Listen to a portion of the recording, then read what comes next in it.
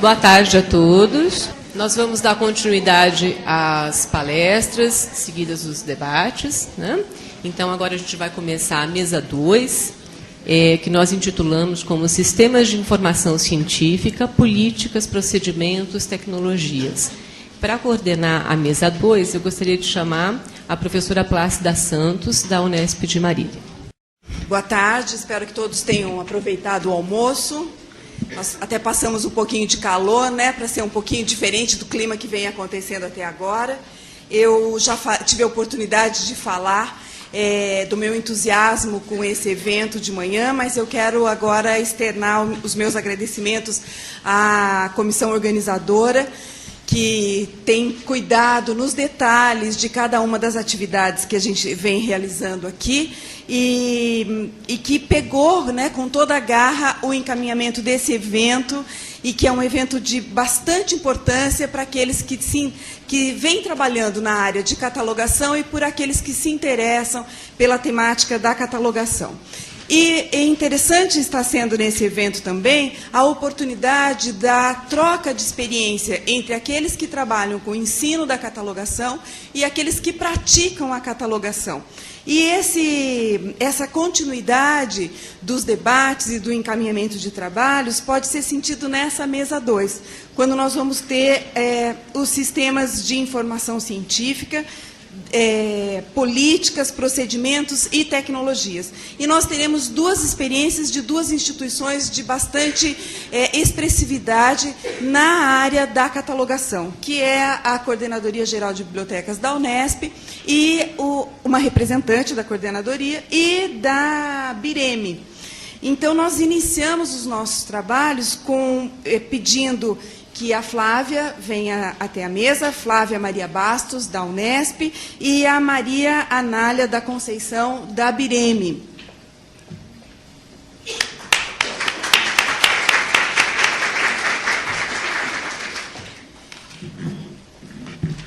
E nós começamos as nossas atividades com a apresentação da Flávia Maria Bastos, Cooperação de Dados, Processo Histórico e Situação Atual no Contexto da Rede de Bibliotecas da Unesp.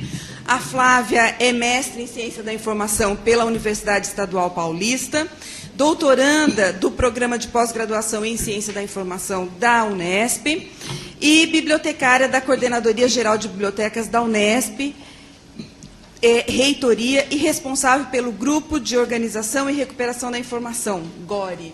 É isso, Flávia? Isso mesmo. Então, eu agradeço a participação da Flávia e nós estamos à sua inteira disposição para ouvir tudo que você tem para mostrar para nós aqui. Tá bom. Boa tarde a todos. Eu agradeço a organização do evento pelo convite. Está sendo um prazer estar aqui com vocês. Bom, o título da apresentação é Cooperação de Dados, Processo Histórico e Situação Atual no Contexto da Rede de Bibliotecas da Unesp. E o que eu pretendo aqui é compartilhar com vocês um pouco da experiência da rede de bibliotecas, que atualmente são 34 bibliotecas e que estão espalhadas no estado de São Paulo. A professora Marta, assim como a Plácida acabou de dizer, é a coordenadora atual. Eu pretendo trazer para vocês uma retrospectiva, alguns marcos importantes na história da rede de bibliotecas da Unesp. A rede começou em 76, com a aprovação da Biblioteca Central, que fica na cidade de Marília. Em 77, nós temos a criação do curso de Biblioteconomia no campus de Marília. Então, isso foi super importante.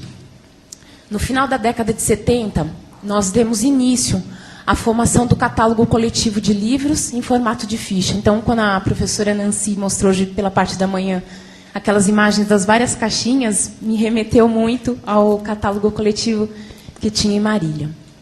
Em 85, surgiu uma comissão para sistematização e desenvolvimento dos trabalhos da biblioteca da rede de bibliotecas. E um dos itens era a integração da rede de bibliotecas junto ao Centro de Computação de Informática.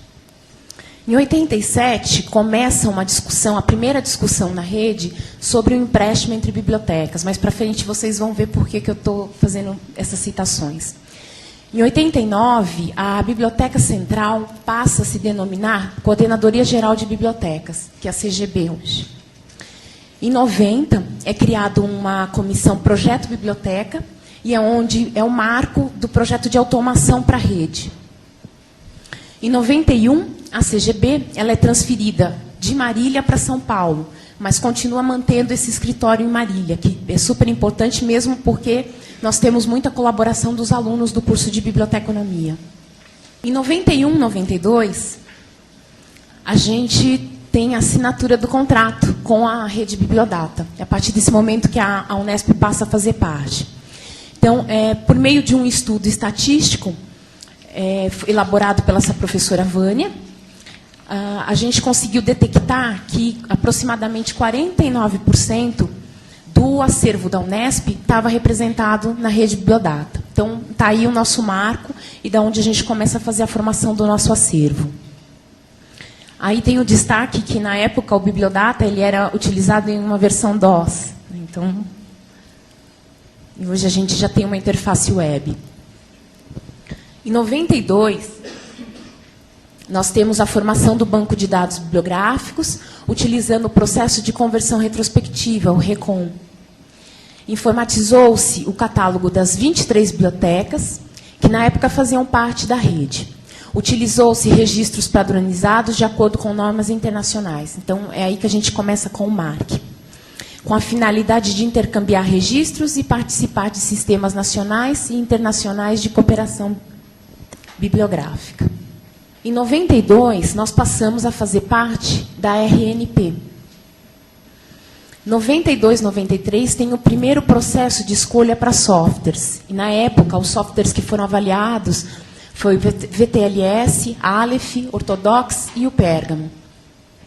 Em 93, 94, a gente tem o início do processo de automação com a rede. Em 94, a Unesp interliga sua rede de bibliotecas à rede computacional da reitoria. Porque, naquela época, ainda a gente tinha... A rede para conexão da internet era péssima. Então, a gente tinha em algumas cidades, alguns servidores, e que serviam como pontos de nó para distribuição para outras unidades. Em 94 também, a gente tem a aquisição do software Orthodox, então, daquele processo seletivo, o software que foi escolhido. Em 94, até é engraçado, porque é o início e, ao mesmo tempo, é o fim. Porque, após a importação dos dados, o software não suportou o volume, ocasionando a perda de dados e falta de consistência entre os módulos. A Unesp tem uma ação contra a empresa do Orthodox. Na verdade, ele não funcionou com módulos integrados, então, quando a gente catalogava, né, estava trabalhando no módulo de catalogação, quando a gente ia recuperar no módulo de circulação, o registro sumia. Foi muito triste, porque foi todo um investimento, né, para compra. E, em 94 ainda, com um edital da FAPESP, o Infra, possibilitou que a gente pudesse atualizar o parque na parte de informática. Né? Então, foi comprado muitos equipamentos justamente por conta da aquisição do software, né, para dar início à automação, ao projeto de automação. Como nós já tínhamos todos esses equipamentos, em 95, algumas bibliotecas passaram a implantar o microISIS, tanto para empréstimo como para consulta do catálogo. Em 96, a gente começa a trabalhar com a catalogação original das teses e dissertações em formulários, que depois eram gravados em disquetes e remetidos para o Bibliodata Cálculo, para a inserção dos registros na base. Em 97, a gente faz a aquisição de um outro software, que é o Aleph, e que é esse que a gente usa até hoje, através do projeto FAPESP também. Em 98, a gente tem a implantação do módulo de catalogação, com a conversão de uma parte do acervo retrospectivo, que é resultado da cooperação com o Bibliodata Cálculo, bem como as catalogações originais das teses, que eu comentei. Além disso, a gente inicia o processo de capacitação de toda a equipe dos funcionários da Coordenadoria Geral de Bibliotecas, e também a outra parte do acervo, que não ainda tinha sido passado pelo Bibliodata, a gente faz todo o aproveitamento de registros de outras universidades. Em 98, nós temos a criação do Laboratório de Tecnologias Informacionais, que é o LTI, até a Maria José, que é a bibliotecária responsável. e que faz toda a supervisão dos estagiários e também coordena toda a parte de catalogação da rede de bibliotecas. Então, com o LTI, a gente aproveita os alunos, né, para trabalhar justamente na conversão retrospectiva dos acervos das bibliotecas. Em 99, a gente inaugura a interface web OPAC, que é o nosso banco, que se chama Atena. Em 2000, tem a implantação do módulo de circulação. Nesse mesmo ano, a gente tem uma portaria que regulamenta as bases eletrônicas de tese. Em 2001, nós temos a criação dos padrões de registros bibliográficos da rede de bibliotecas. E essa ação foi necessária, né, porque se observou que existia uma diversidade de registros bibliográficos, no qual eram importados para a nossa base, e que vários deles adotavam diversas normas. Então, foi por esse motivo que a Rede de Bibliotecas lança e publica, em 2002, o volume 1, que são as publicações monográficas e periódicas, e o volume 2, materiais especiais. E essa série é denominada Publicações Técnicas. Em 2002 também, nós tivemos a unificação dos acervos das bibliotecas da área de humanas com o objetivo de centralizar. Porque os acervos da área de humanas, como sempre, são enormes e com pouca gente para trabalhar. Então, eles tinham usavam tanto o catálogo online, né, o catálogo já automatizado, como também, às vezes, usavam fichas, ou tinha gente ainda que estava usando o microISIS. Então, essa foi a intenção de tentar unificar e estabelecer, deixar todo mundo no mesmo patamar. Em 2002, é elaborada a Resolução 62, né, que dispõe da entrega dos originais de teses e dissertações em formato eletrônico. Em 2008, a gente tem a primeira mudança de versão e dos servidores. Eu não sei se vocês lembram quando eu comentei, em 98, foi quando a gente começa a dar início ao processo de automação com Aleph. Então, nós ficamos, vocês imaginam, 10 anos com os mesmos servidores e na mesma versão. Porque, assim como as meninas da BN comentaram de vários problemas, na universidade pública também. Então, dependendo da gestão, se tem um alto investimento nos projetos, e depois outras pessoas entram, saem, e a gente fica um tempo totalmente desatualizado. Em 2009, a gente trabalha com a identificação digital para o empréstimo dos materiais para os usuários da Unesp. Em 2010, esse ano, né, a gente já faz logo uma nova mudança de versão do software Aleph, implanta o empréstimo entre bibliotecas. Então, vocês lembram que a primeira discussão foi feita em 87, então, somente agora, em 2010, se retoma isso. E, além disso, a gente começa a trabalhar com várias coleções digitais, que eu vou falar um pouco mais para frente. Só para vocês terem uma noção, essa é a estrutura que permaneceu durante 10 anos para o nosso catálogo. Nessa estrutura, as bibliotecárias, elas aproveitavam os registros dessas fontes, Bibliodata, LC, OCLC, Kansas, então fazia todo o aproveitamento, catalogavam aqui nessa base, que é a base bibliográfica, que a gente chama de Web 01. Dessa catalogação, elas puxavam o registro para a base local. Então, aqui, esse GID, FCA, são as siglas das nossas bibliotecas. Então, elas catalogavam no catálogo coletivo, puxavam para a base local, e aí faziam um registro de item com as informações locais. Aqui, essa última linha, que seria uma base 60, é da estrutura do catálogo, que, no caso, permitia ter uma base de holdings e que nós optamos por não utilizar. Essa aqui são outras bases, que é de autoridade, e a base de EB, que também não eram utilizadas, né, nesse período. Na época, nós tínhamos 24 bibliotecas, 20 servidores, que eram espalhados pelo estado de São Paulo. A Zaira está pedindo para explicar o que são holdings. Então, é um catálogo que trabalha somente com as coleções. Nós optamos, na verdade, então, aqui, para trabalhar com o item de cada uma de cada base, né? Porque, para nós, a partir do momento que a gente começou a trabalhar com esses itens, a gente sentiu que não tinha essa necessidade de estar puxando com mais uma uma outra base para se trabalhar com os holds. Então, por isso que, na verdade, a gente acabou trabalhando somente até a base 50. Né? A gente achou que não teria necessidade de ter mais essa camada.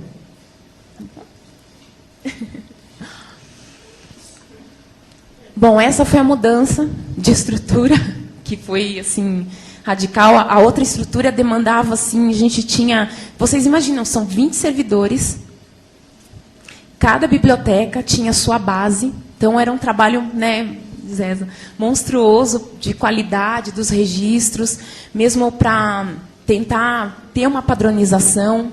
Durante todo esse período, eu acho que a rede de bibliotecas tem se dedicado ao máximo no quesito de catalogação. A gente investe muito em capacitação dos profissionais da rede. Enfim, essa é a versão, a estrutura que foi para a versão 16 e que permanece agora na versão 18. Para essa mudança, a gente trabalhou numa conversão e que nós tivemos a unificação, que compreendeu a junção do catálogo coletivo, os registros bibliográficos, e das 32 bases locais, onde a gente conseguiu retirar os registros de catalogação rápida, mais os dados administrativos. Tudo isso nós unificamos em uma única base.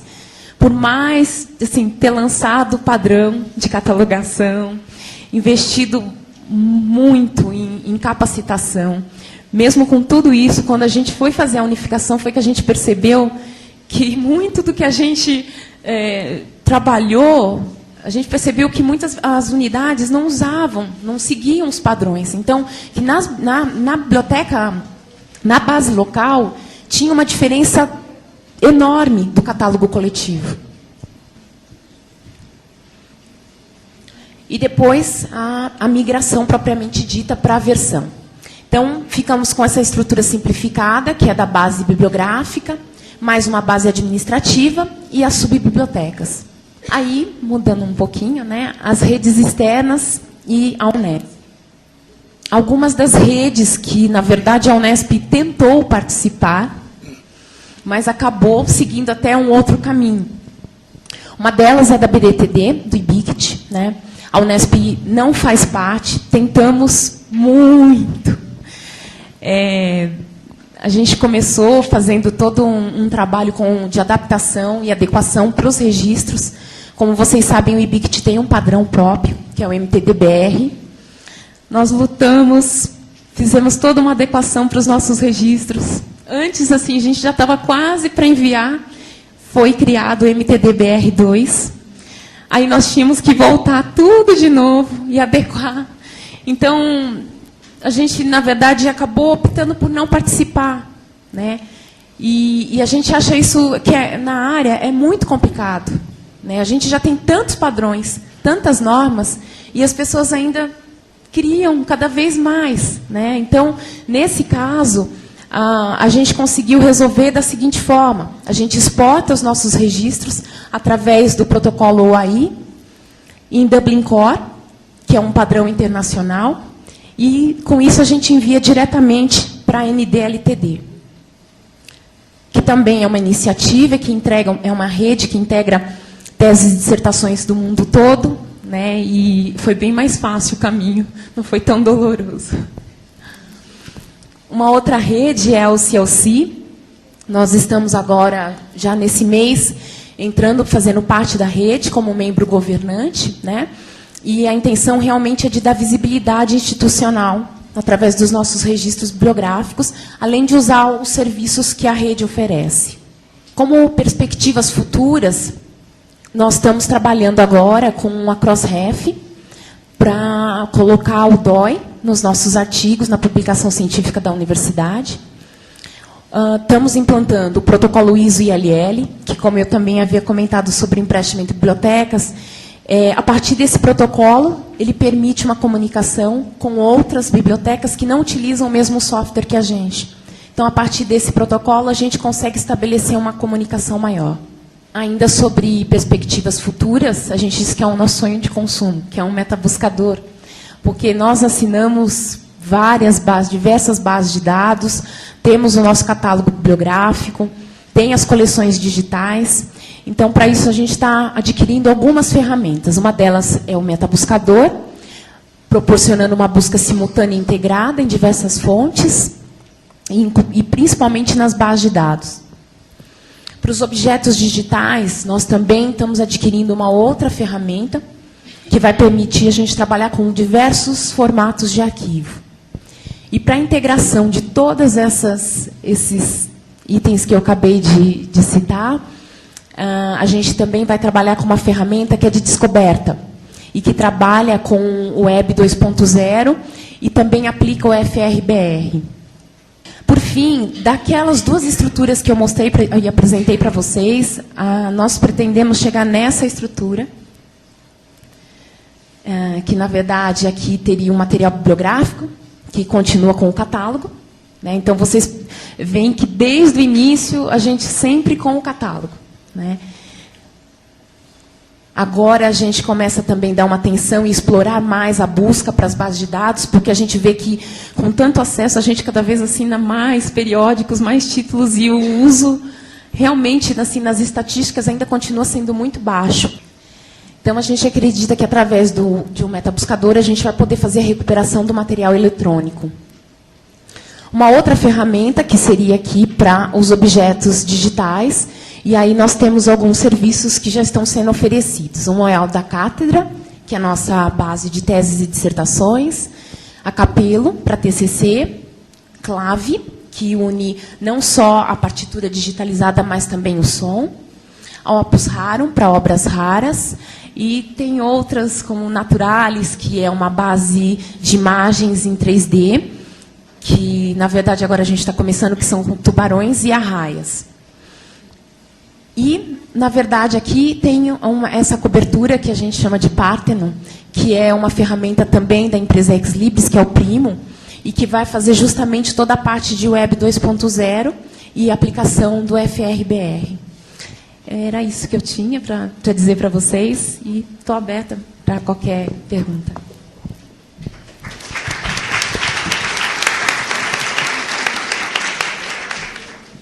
Obrigada, Flávia. Nós vamos deixar as perguntas para o final, no debate. E espero que vocês anotem já as perguntas que querem fazer a respeito da apresentação da Flávia. Depois da próxima apresentação, nós encaminharemos para o debate.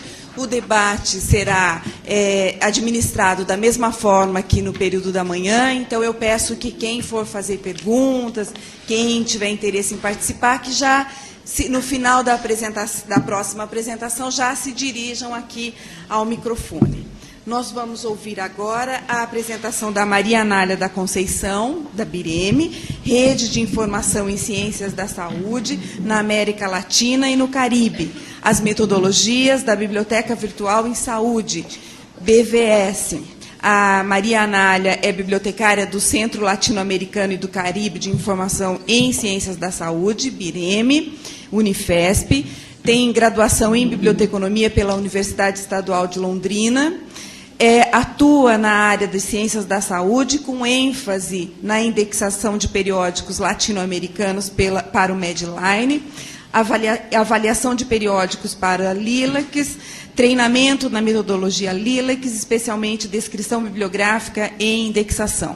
Muito obrigada pela sua presença conosco, Maria Anália, e nós estamos à sua inteira disposição para aprender tudo sobre o que você vem fazendo na BIREME. Boa tarde a todos.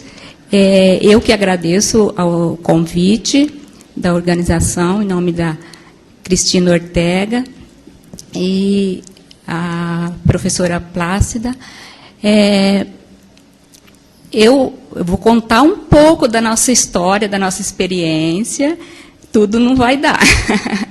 E, aliás, eu tenho que correr um pouco. Eu já resumi essa apresentação várias vezes e espero que eu não extrapole muito tempo. Então, eu vou falar sobre rede de informação em ciências da saúde, na América Latina e no Caribe, as metodologias da biblioteca virtual em saúde e o controle bibliográfico, como a gente faz para fazer esse controle na rede Lilacs. Um pouco, como disse a Bernadette pela manhã, uma pincelada na parte histórica, para mostrar como tudo começou. A BIREME foi fundada em 1967, com o nome de Biblioteca Regional de Medicina, mas depois passou a ser chamada de Centro Latino-Americano e do Caribe em Informação em Ciências da Saúde. Mas o nome BIREME permanece, que todos conhecem, né, por esse nome. Foi criada pelo convênio da OPAS e da OMS, em colaboração com o Ministério da Saúde e da Educação, e Secretaria de Estado da Saúde e Unifesp. A missão da BIREME é contribuir para o desenvolvimento da saúde nos países da América Latina por meio da democratização e acesso à publicação e uso da informação, conhecimento e evidência científica na área da saúde, né? Os principais fundamentos que dão origem, né, que dão suporte à existência da BIREME é o acesso à informação científica e técnica em saúde, a necessidade de desenvolver cooperação técnica, fortalecer as capacidades de infraestrutura nos países, a BIREME dá suporte técnico e trabalha em colaboração também. Os centros também desenvolvem programas e ajuda nesses trabalhos da rede. Aumentar a visibilidade, acessibilidade, disseminação, uso e impacto da informação científica. Um pouco de história, como começou o controle bibliográfico, os trabalhos. Eu achei, quando a Cristina me convidou, eu falei, mas o que eu vou falar de catalogação? A BIREME não faz a catalogação padronizada, o CR2, são várias normas, né? Então, o que eu vou falar? Fui vasculhar e encontrei essa publicação de 72, que foi um catálogo de toda a coleção da BIREME na época. Mas era só uma listagem com o título da revista, da publicação, e eram mais revistas, né? E o endereço. E teve 2.615 periódicos. Em 1975, editaram o periódico, um catálogo, Periódicos Latino-Americanos de Medicina e Ciências Afins, existente na Biblioteca Regional de Medicina e Ciências da Saúde, que era a BIREME. Isso para contribuir com o controle bibliográfico nacional, né, no IBBD, hoje IBICT, e mostrar a coleção da instituição. Também possibilitar o empréstimo entre bibliotecas. Então, foi a primeira iniciativa. Agora, como índice mesmo, foi esse INLA, que foi publicado em 1978. Ele já é um registro próximo ao que é hoje, quer dizer, o que nós temos hoje foi baseado nesse índice. Ele continha cerca de 200 revistas, 76 títulos brasileiros, e teve colaboração de cerca de 20 países. E foi um trabalho assim que era esperado pela comunidade médica, e então, quando foi lançado, foi uma alegria para todos. Após 1991, o INLA passou somente para a forma impressa da Lilacs. Foi publicado por mais 2 anos, e depois só tinha em CD-ROM e logo começou na web, né? Foi a entrada da internet, e aí a base foi convertida para a internet. Eu xeroquei, pedi para a minha colega, quando estava mostrando de fotos, falei, vou trazer para o pessoal ver aqui como era. Esse é o primeiro volume, né, do Índices Médicos, Era muito consultado, e os editores tinham o maior orgulho da revista dele fazer parte desse índice. E até bem pouco tempo, eles falavam, minha revista está indexada no INLA, mas o INLA não existe mais. Agora, hoje é a Lilacs, né? Então, foi muito sucesso na época, né? Quer dizer, até hoje tem esse valor histórico agora. E uma colega minha que trabalha lá, eu fui perguntar, que ela é mais antiga que eu, né? Eu tenho 15 anos de Ibireme. Aí ela falou assim, quiseram jogar esse volume, já várias vezes tentaram jogar fora. Eu não deixei, eu falei, olha, tá vendo? Aí eu não ia poder mostrar, nem poder contar essa história se você tivesse jogado. E o INLA evoluiu para a Lilacs, que é... Só licença, um instantinho que secou a garganta.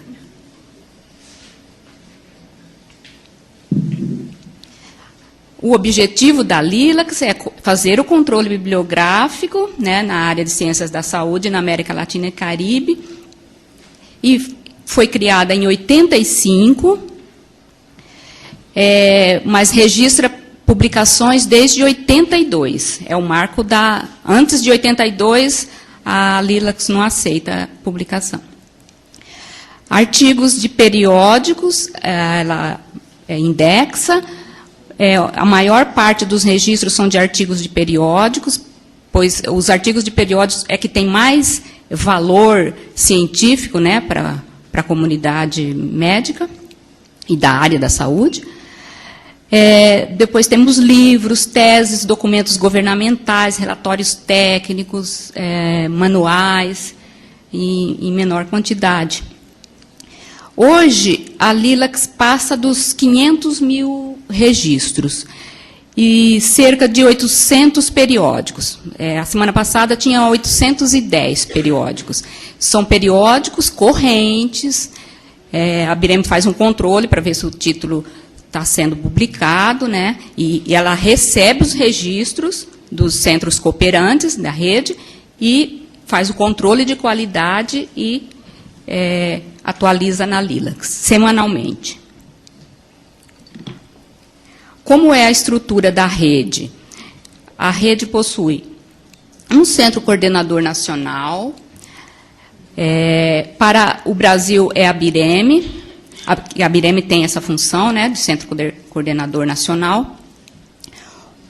Um grupo técnico composto por representantes dos centros cooperantes da rede nacional, um comitê assessor integrado por autoridades de saúde, centro de documentação da Oficina Sanitária da OPAS e da OMS no país. Então, essa é a estrutura a nível de país. Aí, a nível regional, ou seja, a nível da rede, ela possui um centro coordenador regional, que é a Ibireme, um grupo técnico composto por representantes dos centros coordenadores nacionais, centros regionais e sub-redes especializadas em temas específicos. No Brasil, nós temos as redes de enfermagem, odontologia, psicologia. Por exemplo, no caso da seleção dos periódicos, são essas instituições que fazem a seleção.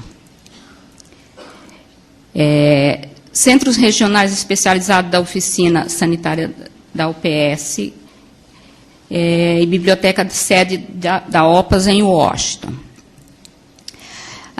Aqui eu não vou falar de cada um dessas metodologias da BVS, né, da Biblioteca Virtual em Saúde. Eu vou só focar no DEX, Descritores em Ciência da Saúde. Só um instantinho aqui, como que eu faço?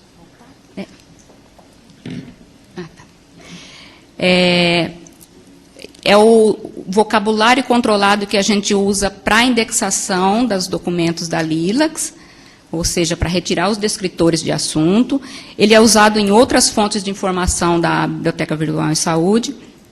E também o IA, que é a interface de busca, de novo, a interface de busca na Lilacs e em outras fontes de informação, no LIL-DBI também, que é o programa de indexação que eu vou falar, de entrada de dados, que eu vou falar mais para frente. E que mais aqui? A SEX, que é o catálogo de coleções. Então, as publicações, os 800 títulos que eu falei, que são indexados na Lilacs, título de revista, sai desse catálogo SEX. A metodologia Lilacs é um componente da Biblioteca Virtual em Saúde em contínuo desenvolvimento. É constituído de normas, manuais, guias e aplicativos para descrição bibliográfica e indexação dos documentos da base. Então, ele está em contínuo desenvolvimento porque atualizamos programas, manuais, né, de acordo com a necessidade. Foi desenvolvido a partir de 82, quando estava pensando na criação da Lilacs, né? Surgiu diante da necessidade de uma metodologia comum para o tratamento descentralizado, ou seja, para que os centros pudessem alimentar suas bases e cooperar com a Lilacs. E, em 2006, houve uma adaptação dessa metodologia para a entrada de outros tipos de documentos, como partituras, mapas, vídeos, registros sonoros e outros documentos, né?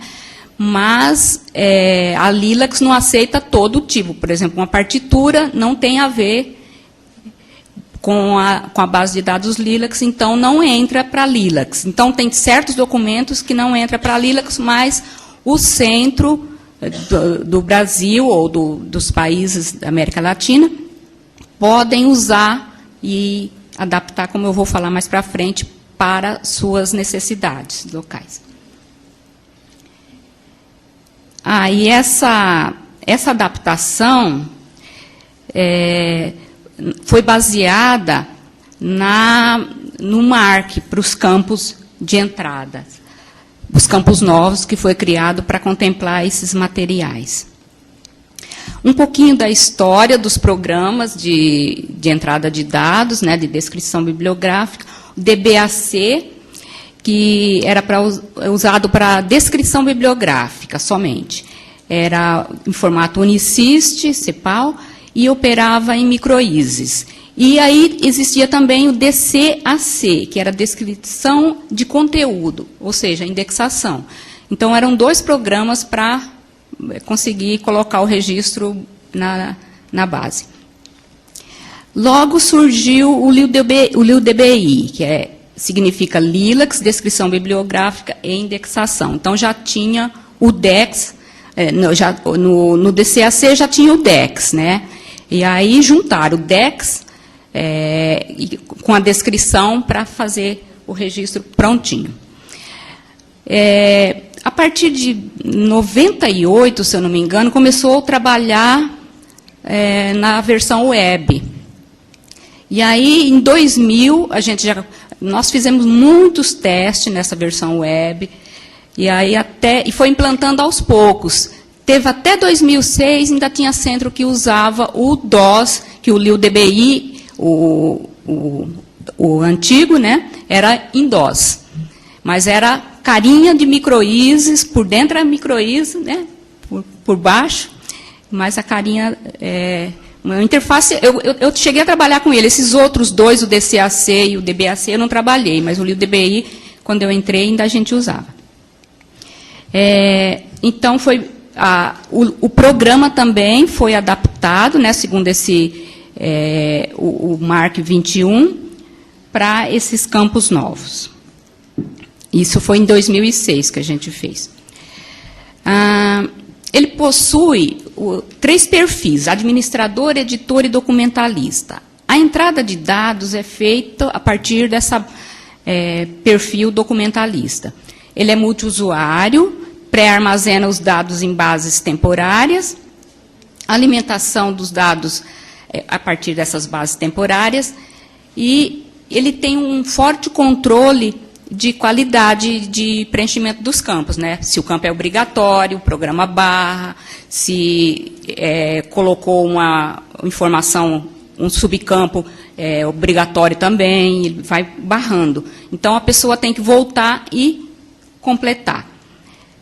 E também ele faz outro controle quando o registro é certificado, que o documentalista entra, né, preenche todos os campos, ao final ele certifica. Certifica, vai para uma base, né, certificada, que, se for o caso de uma instituição que quer indexar, entrar o registro para a base dela, local, e mandar para a Lilacs também, ele certifica, manda para as duas bases, né, separa os registros que vai para a Lilacs e manda.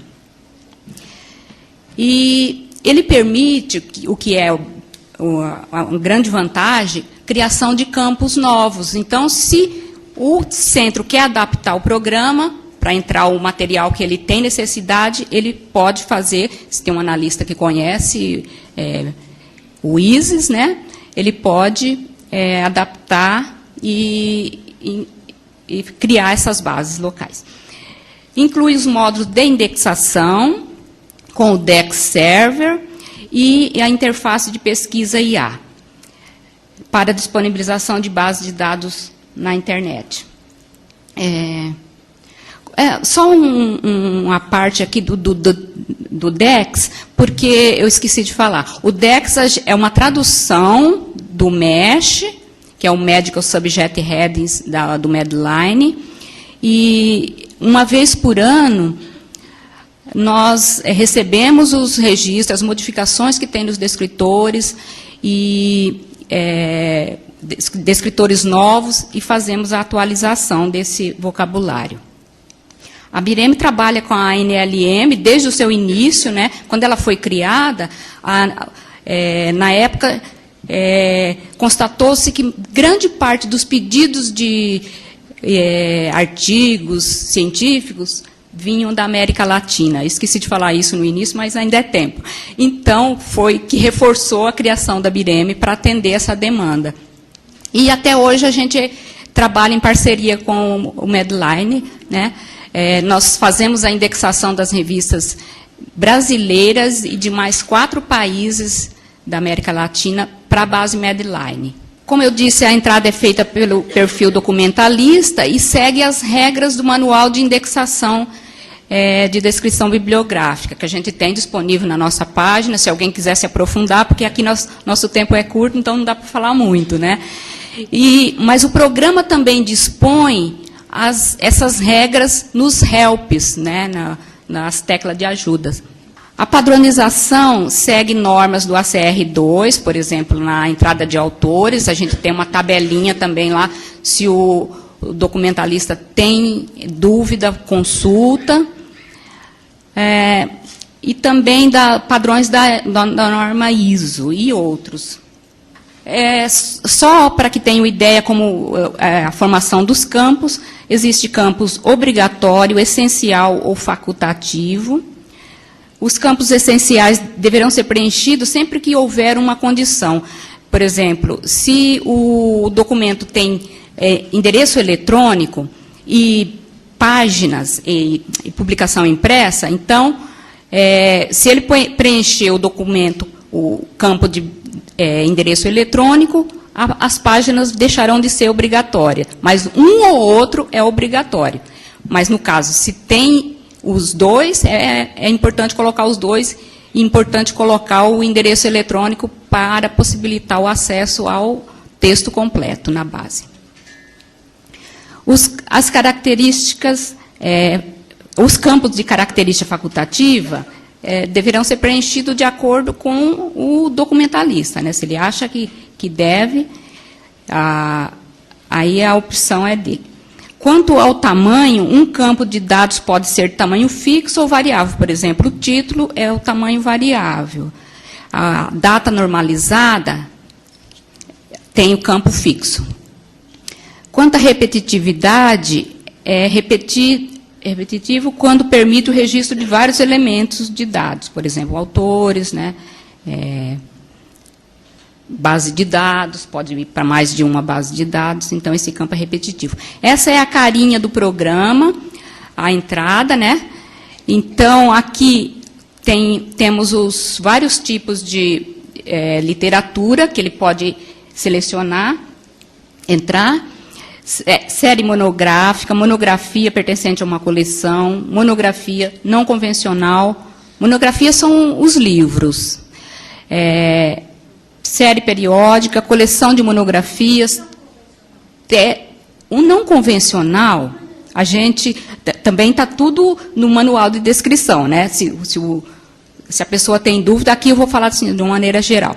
Ele não tem assim uma instituição que você pode atribuir a autoria, ele não tem editora, foi publicado por uma instituição, mas não deram destaque à autoria. Mas é importante, você acha que é importante, sei lá, uma campanha de prevenção, mas não tem a forma normal que seria o autor, ou institucional, ou pessoal. E também a gente está entrando como não convencional, por exemplo, eu vou mostrar um exemplo aqui de um DVD, que é um não convencional. Mais para frente eu falo dele. Então, eu já disse que as regras são feitas... Eu não sei se essa apresentação vai estar disponível, mas eu pus os links aqui, e se alguém tiver interesse, eu posso mandar também, tá? Aqui a primeira tela de preenchimento, né? Esses campos que aparecem em vermelho são obrigatórios. O campo 02, ele é obrigatório, mas é preenchimento automático, então o programa já coloca. Aqui temos o endereço eletrônico. Eu tenho mais 5 minutos, então vou dar uma acelerada. Que é muito importante o preenchimento correto desse campo de endereço eletrônico. Quando você vai descrever, que nesse aqui, o monográfico tem endereço eletrônico, aí você tem que preencher a forma do item. Então, aqui, quem conhece MARC vai ver que tem alguns campos que é do MARC. Tá? Foi a adaptação que foi feita em 2006 que eu falei. Tem o campo de autor, ele é obrigatório, mas aqui não tinha autor, colocou-se anônimo. Agora eu vou mostrar como preenche o campo 8, que é o campo de endereço eletrônico. Então, tem que preencher a extensão, a língua do documento, o subcampo, e tem essa tabelinha assiste, que é para ajudar no preenchimento. Então, aí ele grava, se fosse um HTML, ele ia pôr, que a extensão era HTML, então é de acordo com o documento. Aqui o registro quase pronto, porque ele tem que ir até o fim, dar OK para gravar. Aqui eu destaquei só para mostrar quais são obrigatórios, né? O 02 que eu tinha falado, o endereço eletrônico, tipo de registro e forma do item, título. Aqui é importante destacar que o título tem o subcampo de língua, de idiomas. Então, ES é espanhol. Então, é obrigatório. Então, quando ele põe o título, o programa, e não pôs o subcampo, o programa vai barrar. Idioma do texto e editora são obrigatórios. Preenchimento obrigatório, essencial. Data de publicação. Porque é obrigatório e ele faz um cheque. Por exemplo, se você pôs que tem a data do mês tal, e na data normalizada você não especificou o mês, ele fala que que houve inconsistência, que está errado. Cidade de publicação, obrigatório. Voltando só um pouquinho, tem o campo de descritores também, que é o 87, mas nós não vamos entrar no mérito de indexação, é só para mostrar que tem esse campo. Tem 87 e 88, que são campos de indexação. 87 é principal e 88 secundário. Esse é o registro na Lilacs. Então, através desse ícone lá de texto completo, a pessoa pode acessar o documento. E aqui ele sabe que a fonte, lá sem local, sem nome, que não teve editora, né? Era obrigatório, mas preencheu-se porque tem que passar, né? Então tem que especificar. E o documento está na BIREM, um BR1.1. Aqui um exemplo de uma tese. Eu já fui na tela final, tá? Eu já estou acabando. Então, a localização é repetitiva, ele tem 2 lugares, e tem aqui 4 bases, tinha mais, mas eu tirei um pouco, senão ia ficar uma lista muito grande, então pode ser várias bases. Essa base de áudio é uma base da Biblioteca da Saúde Pública, da Faculdade de Saúde Pública de São Paulo. Outro destaque aqui é para preencher o subcampo de informação específica, tabela para ser... Ah, tá, ele desfocou aqui, gente. O destaque aqui é lá em informação descritiva, lá embaixo, campo 38, que existe no programa uma tabelinha para selecionar mapa, ilustração, gráfico, facilita bastante. E aqui, o que eu queria destacar no campo 8 é que apareceu lá, ó, áudio, MP3, lembra que eu falei que o outro era um doc? Esse é um MP3. E aqui o resumo. É importante dizer também, porque se a publicação tiver 3 resumos, tem como pôr os 3 na Lilacs. Como? Preenchendo esse campo, esse subcampo de idioma, que é o PT, que é para português, EN para inglês e ES para espanhol. Aqui o registro na Lilacs, eu destaquei aqui a localização e destaquei também o depoimento e a entrevista. Então, se alguém tiver curiosidade, pode pesquisar na Lilacs e olhar. É muito interessante. A pessoa é entrevistada, né, defendeu a tese, fez lá a publicação, né, a monografia dela e aí a dissertação, e ela pode fazer essa entrevista e esse depoimento. E aqui o não convencional DVD que eu falei. Quando você tem um documento como esse, você entra como não convencional, é um DVD que está na BIREM, o tipo de registro, ele vai abrir um campinho, né, tipo de registro, aí material projetável. Quando você abre esse material projetável, ele abre outra telinha, que é essa que eu pus aí do lado, que é um help também, uma tabela já fixa, você coloca, seleciona, ele já coloca lá, eu selecionei filme, tá? Aí apareceu lá, né, outro... informação importante, que na informação descritiva, campo 38, você vai colocar que é um DVD, quantos minutos tem. Tá? E outro campo que eu destaquei aqui também é de alcance temporal, que é o campo 74 e 75. Dependendo do documento, é importante especificar, né? Aqui eu coloquei como ele aparece na Lilacs também. Tá? Fonte... um DVD, 60 minutos. A série periódica, estou finalizando. É importante isso aqui, porque nós temos que preencher nos campos de autores a filiação, qual instituição a que ele pertence. É sempre feito da maior para o menor, né? Universidade, departamento, centro. Se tiver mais de 3, põe até 4, né, põe ponto. Ele vai colocando 1, 2, 3. Se não tiver afiliação, tem que pôr S a F. Por que é importante preencher isso aqui? Porque é a partir daqui que os interessados, né, os gestores em saúde, pode gerar indicadores de saúde, né, produção científica da instituição, da Unesp, certo? E outro importante também é o campo 700, que é um registro de clinical trial. A BIREM já vem trabalhando nisso desde 2007. Clinical trial é estudos para avaliação de drogas ou técnicas. Então, para que se garanta que esse documento vai ser publicado, que esse trabalho vai ser publicado, a Organização Mundial da Saúde criou uma norma que deve se registrar todos. Então, já está sendo criada uma base de dados que não tinha na América Latina, a BIREM está trabalhando nisso, para, então, se registrar. Aqui, preenche esse campo de acordo com as instruções, e ele vai aparecer na Lilacs aqui, o registro, e quem tiver interessado pode acompanhar.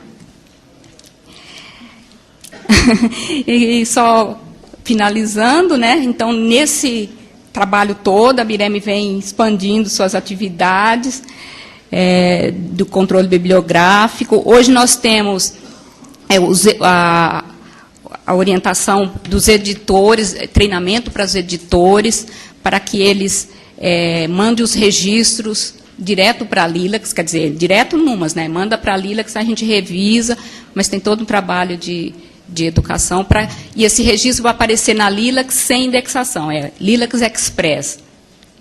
E também a parte de recebimento dos registros é feita todos os centros, né, dos países, é feito um controle de qualidade, tá? E com isso a Lilacs, com a BVS, a Lilacs foi fortalecida porque disponibiliza texto completo, aumentou-se o impacto das revistas e o valor das revistas. Hoje, uma revista que é Lilacs e é a Cielo, principalmente, elas podem facilmente, tem mais facilidade de ser indexada no Medline. Assim, a BIREME completou esse ano 43 anos, cumprindo seu papel e sempre voltada a novos desafios. Eu espero ter passado um pouco, né, que é tanto a especificidade, mas se alguém tiver curiosidade, estou à disposição e podemos...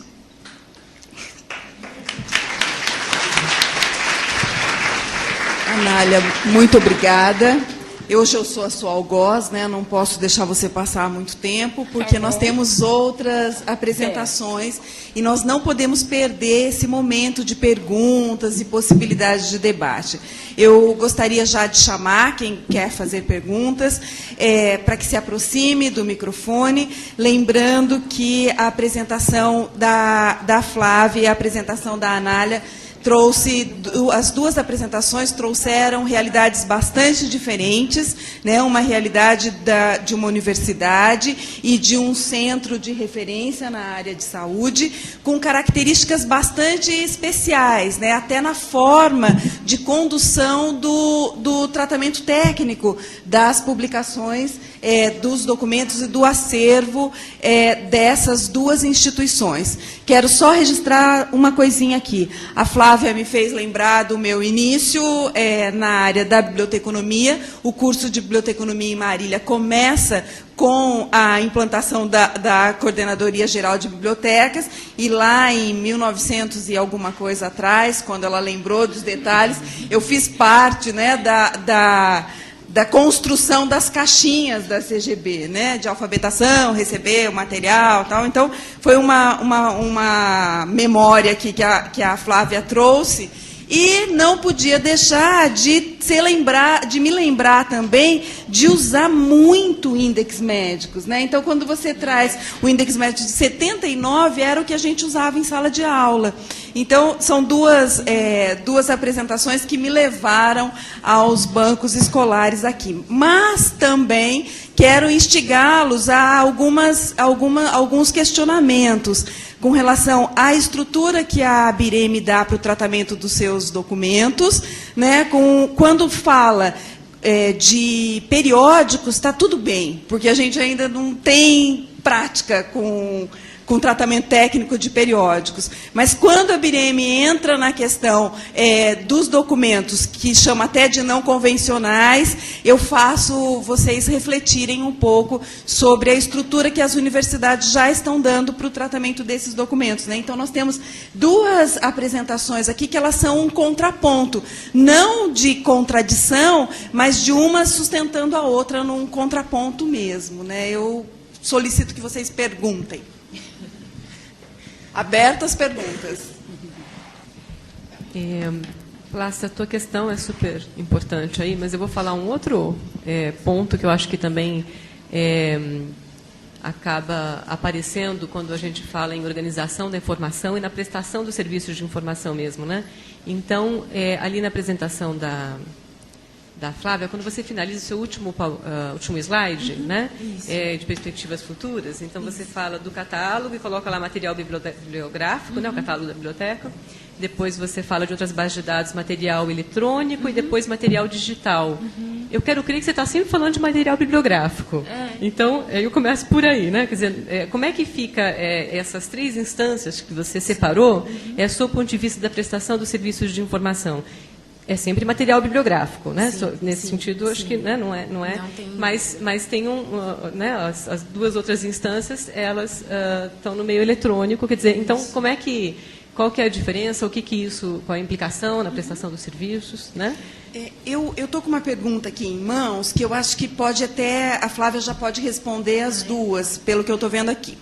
Prezada Flávia, boa tarde. Sobre o metabuscador mencionado, que teria a função de varrer tanto o material bibliográfico quanto o material eletrônico, base de dados, e o material digital, gostaria que você dissesse mais a respeito, inclusive a varredura das bases de dados que estão no portal CAPES. Obrigada. Bom, sobre a pergunta da Cristina, nós sempre demos muita ênfase ao catálogo. Então, hoje a gente parte para oferecer esses novos serviços e eles vêm através dessas coleções digitais. E a gente também não só mais fala só em MARC, e sim em metadados para objetos digitais.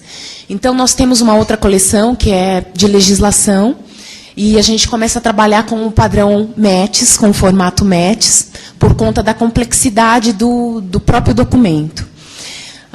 Sobre a questão do metabuscador e as bases eletrônicas, a gente trabalha com os metadados, com conexão de fontes eletrônicas e com os metadados que são disponibilizados pelos editores. Então, é através disso que essa ferramenta faz a busca e traz os resultados para os usuários. É uma busca simultânea, então, na verdade, tem muitas pessoas me perguntam a diferença entre o metabuscador e sobre aquele arco amarelo, que é uma outra ferramenta também para descoberta, e é onde ele traz as manifestações dos registros. O metabuscador, ele faz a busca ali na hora, para o usuário. Ele não traz, por exemplo, você consegue, na verdade, detectar, muitas vezes, títulos de periódicos que foram assinados com duplicidade. Então, porque você compra uma base, né, então, nela vem um conjunto de títulos, e muitas vezes você acaba comprando uma outra que também se repete. Então, no metabuscador, você consegue identificar essa duplicidade. Já aquela outra cobertura, dessa outra ferramenta, com as manifestações, ele trabalha com vários algoritmos, a busca não é feita naquele momento, né? Ele trabalha com a tua base, né, extraindo com os metadados, e depois é que ele apresenta e traz para o usuário todas as manifestações do item que ele buscou. Cristina, eu não sei se faltou, acho que ainda alguma coisa da tua questão. Por favor. Estou pensando aqui no âmbito da prestação dos serviços Sim. por cada biblioteca, né? E eu também não sei se você tem essa vivência, porque você está na coordenação da rede, Sim. né? Mas no atendimento das demandas, né, é evidente que, às vezes, um documento que está contemplado no catálogo da biblioteca, ou um outro que está em algumas dessas bases de dados de acesso remoto, Correto. pode atender a mesma demanda de informação. Sim. Então, o atendimento do serviço de informação ele tem que estar mais articulado, aberto, né? articulado. Você não pode pensar separado. Então, você não imaginando que houve Sim, um movimento assim dentro das bibliotecas. Tá. Né? Não, na verdade, hoje ele está separado, né? Assim, desse ponto de vista do catálogo, das bases de dados. Então, por isso que, na verdade, a gente está adquirindo essas ferramentas que possibilitam essa integração. Porque a gente percebe muitas vezes, então, o aluno ele tem que entrar no catálogo, aí depois ele tem que entrar nas bases, e aí cada base tem uma plataforma, e cada plataforma tem uma forma de realizar a busca. Então, essa é a nossa intenção, de oferecer novos serviços e com uma melhor qualidade, e principalmente na busca. Porque a gente, eu até disse isso na minha fala, nós assinamos assim, cada vez mais um número maior de periódicos, né? Compramos, tem aquisição da parte de material cada vez maior, com mais coleções. E a gente sente isso, que falta essa integração entre as coleções. Alguma pergunta a mais? Pode. Nossa, Cris, a gente tem uma diferença, né, de altura. Eu gostei bastante das mesas, mas Vou fazer duas perguntas. A da Flávia é um pouco mais breve, a da Anália nem tanto. Para a Flávia é o seguinte, porque eu me lembro que um tempo atrás, Flávia, inclusive numa das nossas aulas, né, nós estamos juntas em Marília, tinha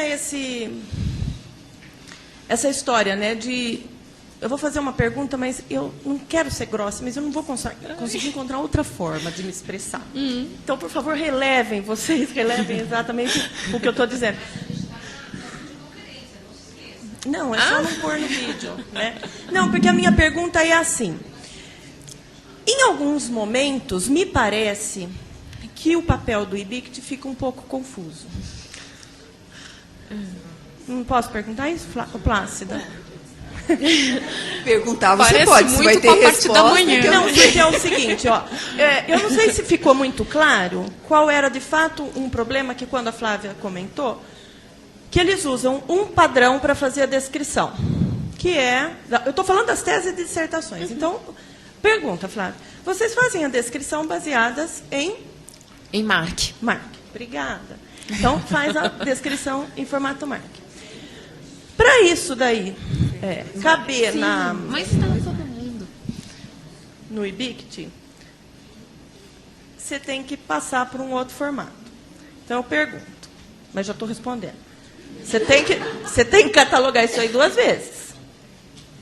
Estão acompanhando. O que ela está... Porque você tem que passar para o MTDBR, que agora já mudou para MTDBR 2. Só que quando isso vai lá para NDLT, NDLTD. eu nunca lembro direito, eu tenho que escrever. Ele vai num outro formato, que é o Dublin Core.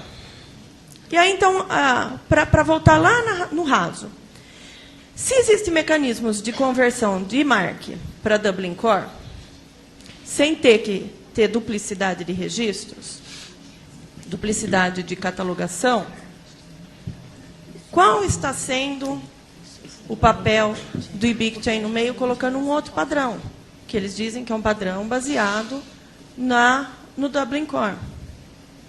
Então, é assim, na verdade, eu vim aqui porque para todas essas respostas, por conta das discussões que a gente já teve, né, Flávia, lá inclusive nas aulas da Plácida, na verdade, existem muitos mecanismos nacionais que me preocupam. Porque muitas vezes a gente tem retrabalho.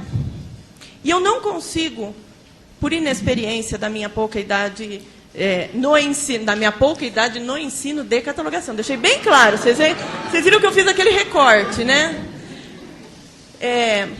Eu não gostei que vocês riram por conta disso. Eu fico pensando exatamente nisso. Gente, tem tanto padrão, tem tanto um fundamento tão expressivo para você fazer, porque eu ainda sou uma sonhadora daquela velha ideia de, olha, gente, vamos fazer a Biblioteca Universal que o carinha tanto queria, né? Tem padrão para descrição, tem padrão para compartilhamento, tem padrão... Por que não usa? Né? Por que retrabalho? Então, é assim, eu só estou dando algumas dicas que vão incitar, inclusive, uma discussão de hoje, mais no final da tarde. Então, Flávia, eu usei a sua fala para dizer, eu parabenizo a Unesp pela atitude que ela teve. Porque ela está dizendo, eu não vou duplicar. Eu não vou fazer de novo. Eu não sei o quanto ficou muito sutil essa coisa de que, olha, para eu fazer parte de um catálogo mundial, eu não preciso passar pelo IBICT. Foi isso que eles fizeram. Não é? Foi. Então, nesse sentido que eu acho que é interessante ter uma reflexão. Estou jogando pimenta mesmo. Quando a gente fala de novo desse meu sonho universal, e eu fico vendo algumas coisas aí da Bireme. Eu trabalho com formato MARC há alguns anos, há muitos anos, né? Porque quando eu estava na USP ainda como catalogadora, e há poucos anos estudando e entendendo um pouco mais e tentando ajudar um pouco mais quanto a essas questões de MARC. E o que me preocupa pelo menos o que eu vi aí, e posso não ter entendido direito, aí você já vai me desculpar. Mas quando eu visualizo os registros, eu não consigo enxergar que tem um formato MARC ali por trás. E que tenha um ACR ali por trás. Você entendeu? Porque eu acho que toda já vem com uma carga. Quando você trabalha com formato MARC, você já vem com uma carga que é ter uma outra estrutura de base de dados. Que é uma base de dados que trabalha todos os dados de uma outra forma, que não uma forma textual, uma forma linear, mas é uma forma muito mais dinâmica. Então, você pode me xingar, eu deixo. Mas, assim, eu não consigo ver ali atrás nem formato MARC e nem ACR. Me ensina, porque senão eu saio daqui em pânico. Tá bom? Olha, ensinar, não sei se eu vou conseguir, nem minha resposta será à altura da sua pergunta, porque eu não sou grande conhecedora de MARC. Nós trabalhamos num grupo para fazer a adaptação da metodologia. O que a gente teve que fazer é aproveitar os campos existentes, porque a base da BIREME, você entendeu? Tinha lá o campo, por exemplo, base de dados, que é o campo 4, não podia jogar fora, porque já tinha os registros que tinha que continuar na base. E entrar novos, um padrão que se adequasse ao que já existia. Está me entendendo? Por isso que foi feita essa adaptação. Então, pegamos... E existe uma tabela de conversão de exportação em MARC da Lilac, só exportação. Ah, então agora certo? Você me explicou. Então é assim, então você não usa nem MARC nem ACR para fazer a representação, a descrição, a entrada dos dados. Alguns campos, na criação deles, foi baseado no MARC, você entende?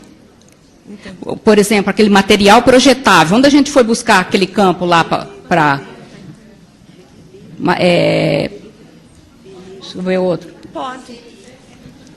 Para inserir. Meu colega da Anália, na BIREME, trabalhei com Lilacs, é que eu acho que tem duas coisas aí, né?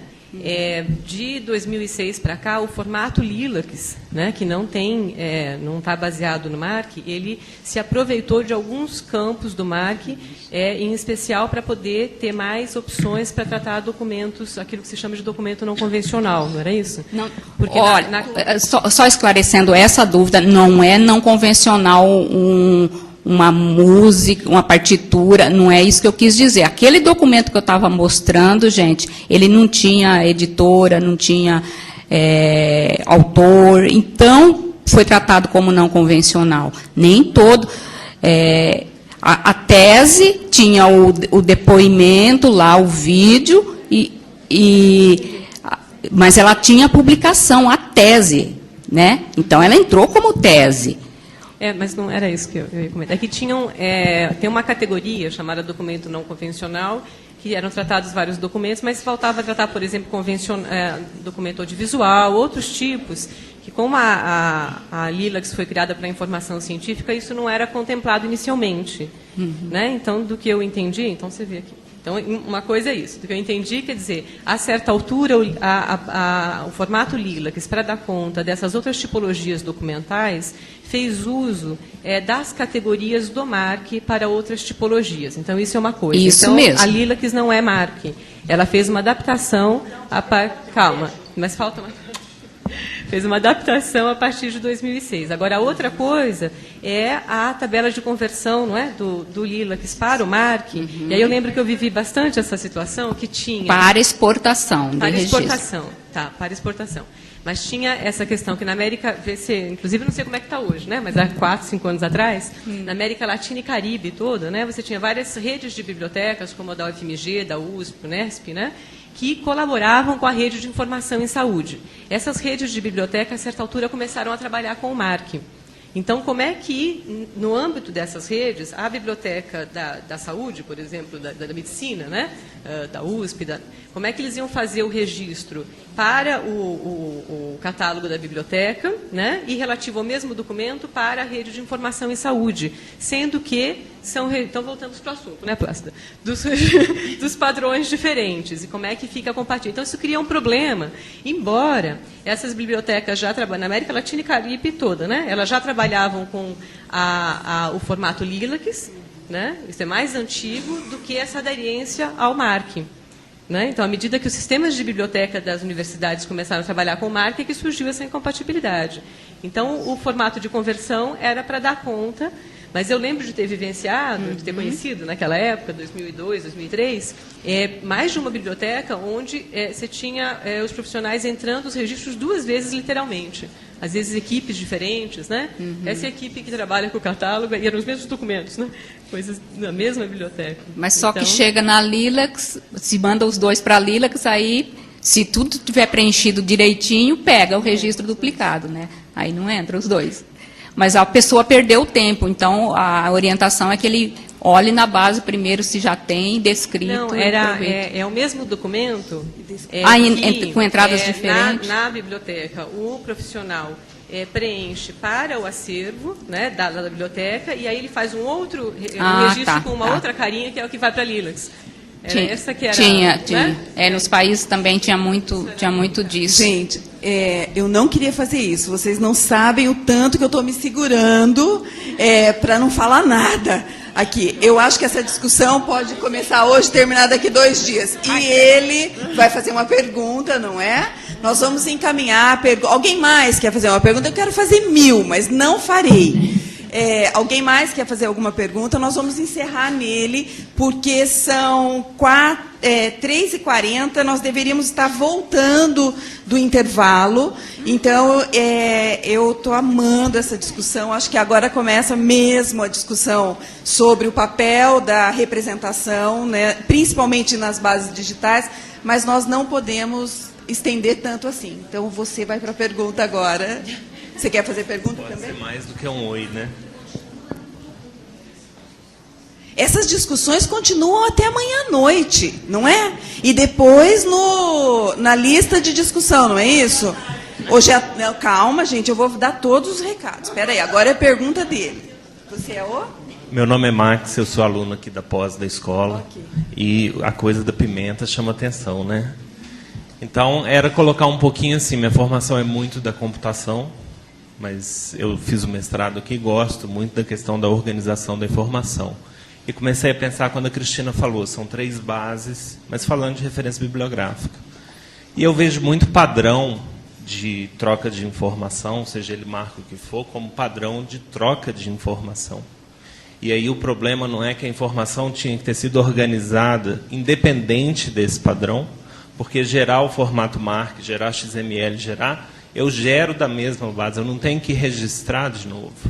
Então, eu acho assim, que a biblioteca, como organização única, universal, eu acho que não vai dar, até pela questão do IBICT. Por que o IBICT tem uma vontade própria de fazer? E eu lembrei da tomada. Por que o padrão de tomada brasileiro agora é aquele bonitinho que só a gente tem? Porque tem vontades individuais na modelagem dessas informações. Então, as bibliotecas vão ser organizadas, os repositórios, com formatos diferentes. Aí a gente tem que preocupar, sim, com a conversação dessas bibliotecas. Mas não que eu tenha que conversar com 2 de padrões diferentes e tenha que regravar ou representar novamente essa informação, gerando redundância. Então, acho que o problema pode estar aí na forma que a informação foi organizada, foi modelada. O problema está exatamente na base. Sim. Então, talvez seria um trabalho adicional gerar o MTBR2, ou 3 ou 4. Mas não precisaria representar novamente toda a informação. Seria simplesmente naquela formatação da... Você é Marx? Max. Ô, Max, a gente pode dizer, então, que essa estrutura ela pode estar presente na camada de harvesting, né? Essas diferenças e aproximações elas vão estar na camada de harvesting. E aí caberia uma discussão muito intensa entre o pessoal da computação e da catalogação, não é? Sim, porque eu acho com que certeza. mesmo da BIREME, vem uma conversa mal entendida. Desculpa. Mesmo da BDTD, vem uma conversa mal entendida. Porque o informático fala Sim. alguma coisa e os catalogadores entendem outra, Exatamente. não é mais ou menos isso? O que eu busquei em ciência da informação Então você até tem um foi papel isso. muito importante. É fazer essa ponte, porque eu acho que lá não tem a visão da organização e aí é o que você falou de julgar, joga em mim. Eu acho que aqui falta, a tecnologia é subutilizada. Exatamente. Sabe, às vezes Obrigada, gerar um Marcos. documento em PDF é muito bonitinho, é muito bom, mas e daí? Eu não extraio informação do PDF. Então a gente está trabalhando até com o uso de gerenciador de estação para depois montar uma base de estações automaticamente. Então eu acho que essa ponte é interessante. Acho que eu busquei a ciência da informação por isso. Eu acho que realmente tem muita coisa para sair boa daí dessa integração. Tá. Só. Alguma pergunta a mais? Encerramos então. Eu já havia encerrado. Não, nós só encerramos as perguntas. Agora eu vou para os recados. Vamos para um breve intervalo. Depois do intervalo, nós teremos mais uma mesa. E às 17h30, nós teremos uma reunião de trabalho aberta. Aberta significa que todos aqueles que queiram participar da continuidade da discussão estão convidados. Durante as apresentações, às vezes fica tudo escuro, escurinho do cinema, porque as imagens precisam ser transmitidas com qualidade para a sala anexa e para a rede, não é isso? Então, por isso que de vez em quando apaga a luz aqui um pouquinho. Então, vocês se adaptem a isso. Tenham um bom café, muito pão de queijo e voltem rapidamente.